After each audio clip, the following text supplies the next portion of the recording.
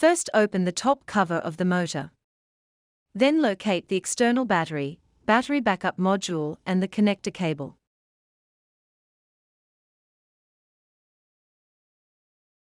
Then locate the 5-pin slot and connect the cable with the module.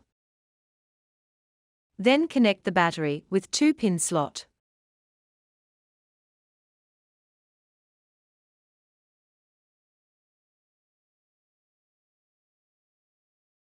After that, you take the blue cable and connect it to AC pin on the bridge rectifier.